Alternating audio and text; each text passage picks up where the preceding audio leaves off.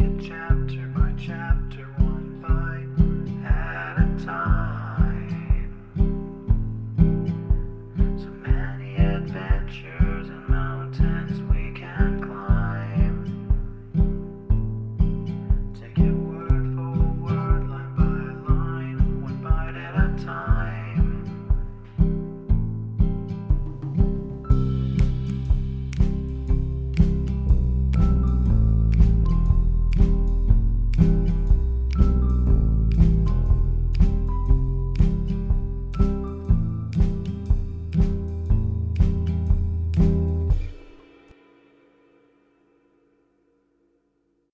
Welcome to Bite at a Time Books, where we read you your favorite classics one bite at a time. My name is Bree Carlile, and I love to read, and wanted to share my passion with listeners like you. If you want to know what's coming next and vote on upcoming books, sign up for our newsletter at biteatatimebooks.com. You'll also find our new t-shirts in the shop, including podcast shirts and quote shirts from your favorite classic novels.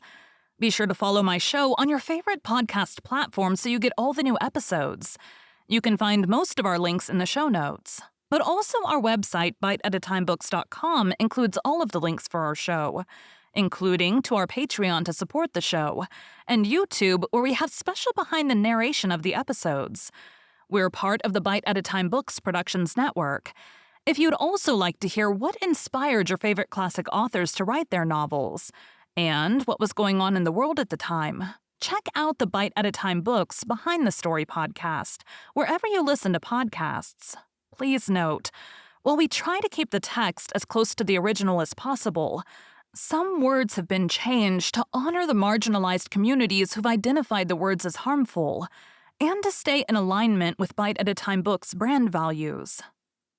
Today we'll be continuing Les Miserables by Victor Hugo. Chapter 2. First sketch of two unprepossessing figures. The mouse, which had been caught, was a pitiful specimen, but the cat rejoices even over a lean mouse. Who were these Thénardiers? Let us say a word or two of them now. We will complete the sketch later on. These beings belonged to that bastard class composed of coarse people who have been successful, and of intelligent people who have descended in the scale, which is between the class called middle and the class dominated as inferior, and which combines some of the defects of the second with nearly all the vices of the first, without possessing the generous impulse of the working man, nor the honest order of the bourgeois. They were of those dwarfed natures which, if a dull fire chances to warm them up, easily become monstrous. There was in the woman a substratum of the brute, and in the man the material for a blackguard.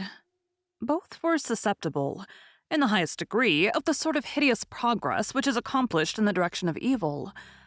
There exist crab-like souls which are continually retreating towards the darkness, retrograding in life rather than advancing, employing experience to augment their deformity, growing incessantly worse and becoming more and more impregnated with an ever-augmenting blackness. This man and woman possessed such souls. Thénardier, in particular, was troublesome for a physiognomist. One can only look at some men to distrust them, for one feels that they are dark in both directions. They are uneasy in the rear and threatening in the front. There's something of the unknown about them. One can no more answer for what they have done than for what they will do. The shadow which they bear in their glance denounces them. From merely hearing them utter a word or seeing them make a gesture, one obtains a glimpse of somber secrets in their past and of somber mysteries in their future.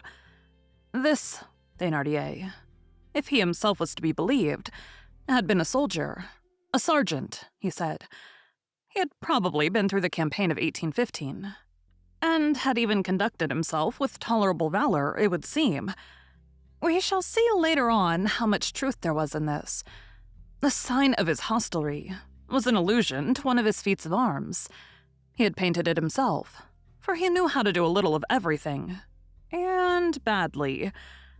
It was at the epoch when the ancient classical romance, which, after having been Clélie, was no longer anything but Lodisca, still noble but ever more and more vulgar, having fallen from Mademoiselle de Scuderi to Madame Bernon Mallarme, and from Madame de Lafayette to Madame Barthélemy Hadot, was setting the loving hearts of the portress of Paris aflame, and even ravaging the suburbs to some extent.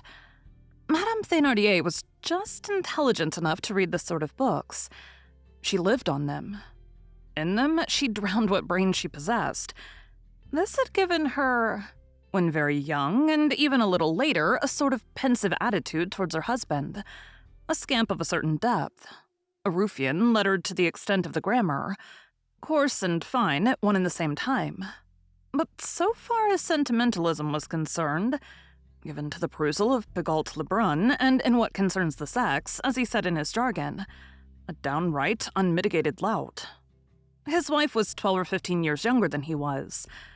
Later on, when her hair, arranged in a romantically drooping fashion, began to grow gray, when the Megara began to be developed from the Pamela, the female Thénardier was nothing but a coarse, vicious woman who had dabbled in stupid romances.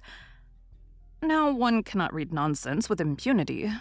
The result was that her eldest daughter was named Éponine. As for the younger, the poor little thing came near being called Gulnare. I know not to what diversion.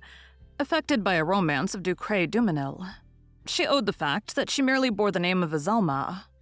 However, we will remark, by the way, everything was not ridiculous and superficial in that curious epoch to which we are alluding, and which may be designated as the anarchy of baptismal names.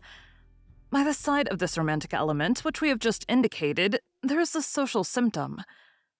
It is not rare for the neatherd's boy nowadays to bear the name of Arthur, Alfred, or Alphonse, and for the Viscount, if there are still any Viscounts, to be called Thomas, Pierre, or Jacques. This displacement, which places the elegant name on the plebeian and the rustic name on the aristocrat, is nothing else than an eddy of equality. The irresistible penetration of the new inspiration is there as everywhere else.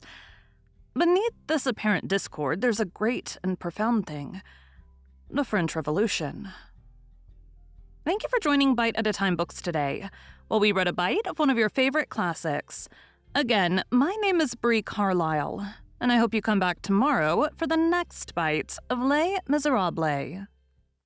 Don't forget to sign up for our newsletter at biteatatimebooks.com and check out the shop. You can check out the show notes or our website, biteatatimebooks.com, for the rest of the links for our show. We'd love to hear from you on social media as well.